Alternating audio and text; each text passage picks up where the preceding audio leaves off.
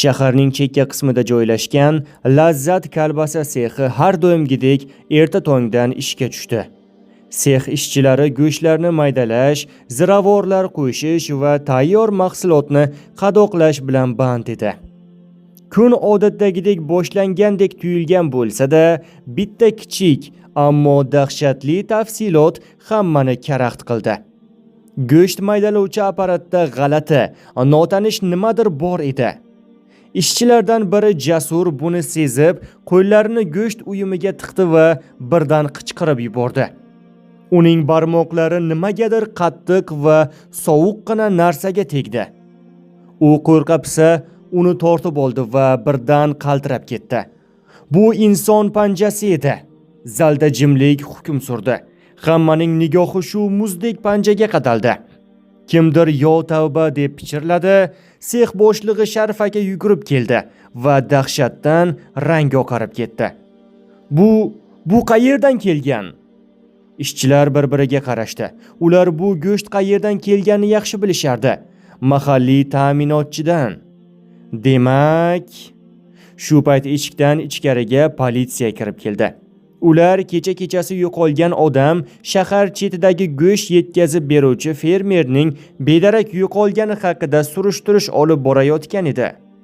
Hozirgina topilgan dahshatli dalil ularning gumonini tasdiqlayotgandek edi. Odam go'shti kolbasa tarkibida bo'lishi mumkinmi? Bu savol sex ishchilarining ongiga mixlanib qoldi. Kimdir hushidan ketdi, kimdir esa titrab turardi. Politsiya tekshiruv boshladi.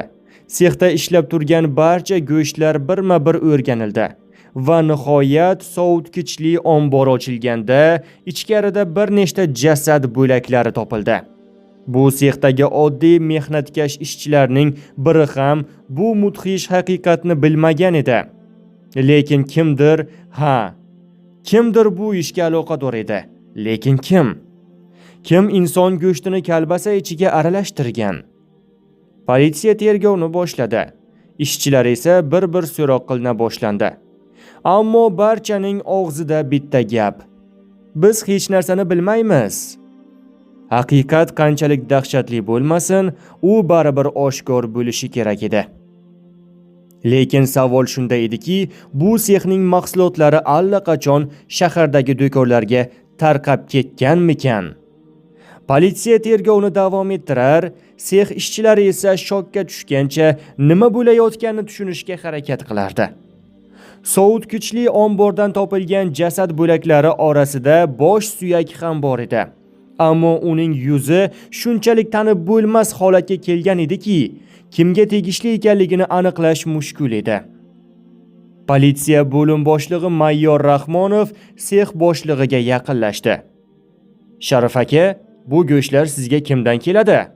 Sharif aka hamon o'ziga kela olmas, titragancha javob berdi. Odil aka fermerdan. Kecha ertalab o'zi go'shtni olib kelgan edi. Odil aka fermer? Mayor qo'shini chimirdi.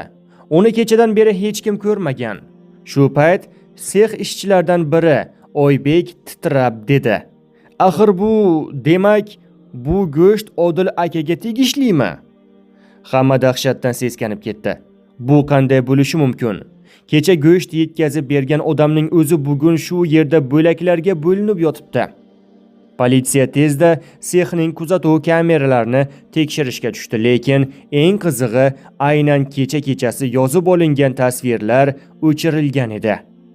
Kimdir bu dahshatli sirni yashirishga harakat qilgani aniq edi. Shu payt tergovchi Donyorov shiftga o'rnatilgan kamerani tekshirib, nimanidir payqadi. Mayor, bu yerda bitta kamera yo'q. Uni kimdir olib tashlagan. Bu esa jinoyatchi sex ichida ekanini anglatardi. Kim Odil akani o'ldirgan, kim uning jasadini go'shtlar orasiga aralashtirgan va eng dahshatlisi, uni go'shti allaqachon kolbasa sifatida do'konlarga tarqab ketganmi? Politsiya sexdagi har bir ishchini tekshirishga tushdi. Biroq hech kim bu qotillikni tan olmadi. Shu payt politsiyachilardan biri tashqarida turgan yuk mashinasini tekshira boshladi. Mashinaning yukxonasida yana bir nechta go'sht qoplari bor edi. U qoplardan birining og'zini ochdi va qotib qoldi. Ichkarida inson oyog'i yotardi. Mayor Rahmonov sexdagi barcha odamlarni qattiq nazorat ostiga oldi. Endi bu shunchaki oddiy jinoyat emas, balki dahshatli sir edi. Ammo tergov davom etar ekan, bitta odam bu hamma bo'layotgan voqealarni beparvolik bilan kuzatardi. U shunchaki burchakda turib, kulimsirab turardi. Bu sexning eng tajribali go'sht kesuvchisi Rustam usta edi. Mayor Rahmonov va uning jamoasi sexning barcha ishchilarini birma-bir so'roq qila boshladi.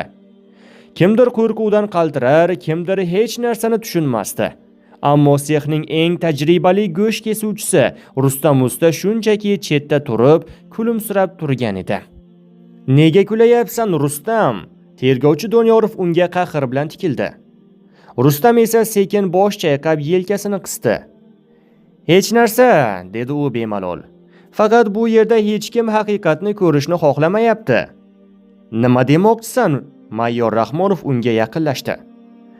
Rustam ustaning yuzi qotib, ko'zlari nimanidir yashirayotgandek ko'rinardi. U sekin past ovozda dedi: "Siz noto'g'ri odamlarni so'roq qilyapsiz, mayor. Jinoyatchi ichkarida emas." "Nimani nazarda tutyapsan?" Politsiyachilar unga qattiqroq bosim o'tkaza boshladi. Rustam chuqur nafas oldi va sekin gapira boshladi. "Odil aka kecha tirik edi, lekin u bu yerga o'zi kelmagan. Uni kechasi kimdir olib kelgan.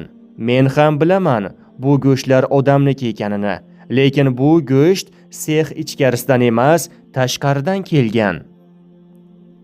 "Demak, kimdir sexda allaqachon o'ldirilgan jasadni olib kelgan." Mayor Rahmonovning yuzi o'zgarib ketdi. "Aynan shunday. Lekin siz qayerdan kelganini tekshirdingizmi?" Rustam ustaning ovozi sovuq edi. Politsiya go'sht qoplari kelgan yuk mashinasini tekshira boshladi.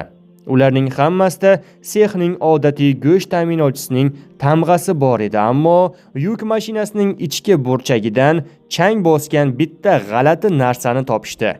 Eski temir halqa. "Bu narsa nima?" so'radi mayor Rahimov.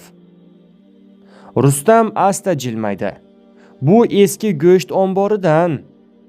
Shahar chetidagi eski go'sht ombori yillar avval yopilgan, hech kim ishlamaydigan, lekin hali ham buzilmagan joy." Politsiya shu zahotiyoq eski go'sht omborini tekshirish uchun jo'nadi. Mayor Rahmonov yetib borganida bino tashlandiq bo'lsa-da, ichkaridan yengil chiroq nuri ko'rinib turardi. Politsiya ichkariga bostirib kirdi va shu yerda dahshatli haqiqat yuzaga chiqdi. Ombor ichida ulkan temir stol bor edi. Uning ustida odam jasadlari bo'laklarga bo'lingancha yotardi. Ba'zilari hali ham yangi edi.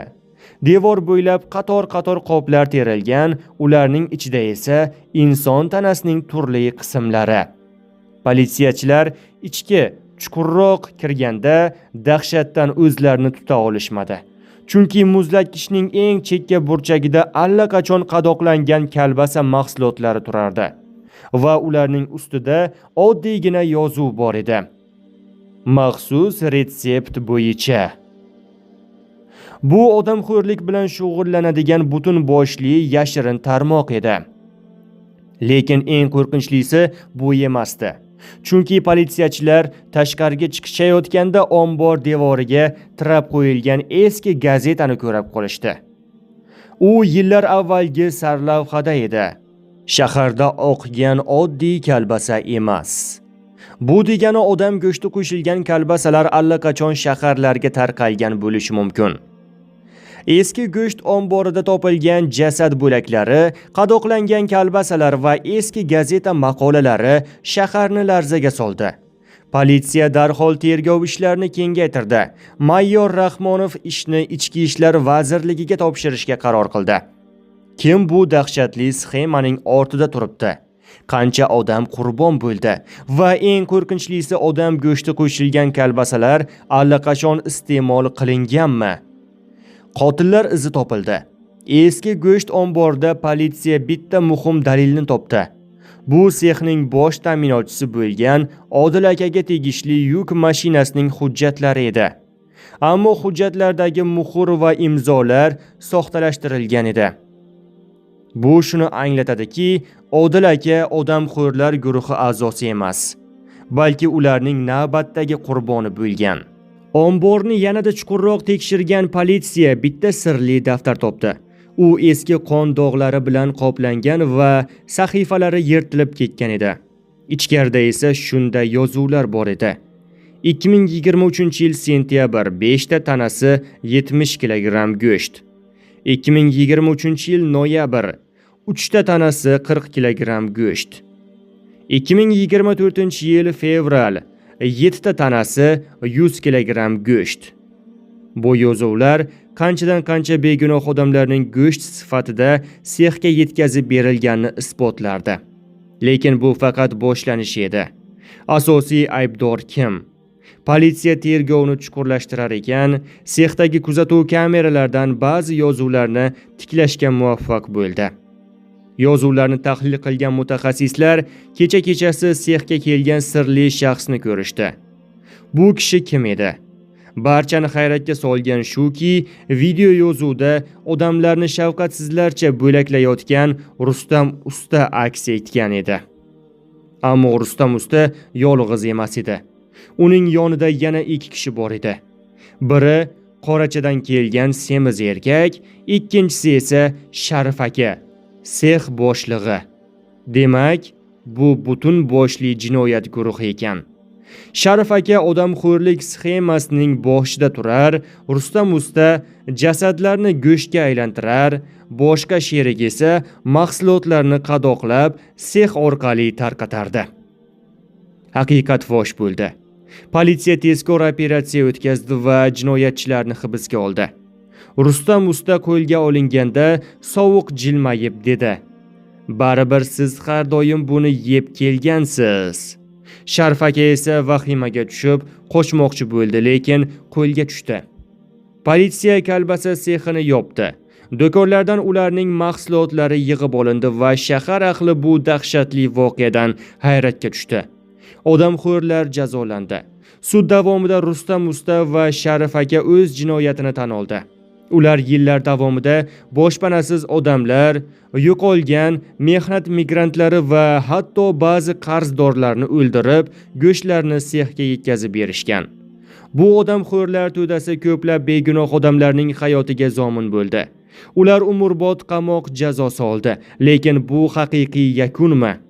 Hamma tinchlanganidan keyin tergovchilar eski daftarning oxirgi sahifalarini varaqlab chiqqanda bitta sirli yozuvga duch kelishdi. Toshkent, Andijon, Samarqand, Buxoro, hali oldinda yangi shaharlar kutib turibdi. Bu shuni anglatadiki, bu faqat bitta sex emas, balki butun boshli yashirin tarmoqning bir qismi edi.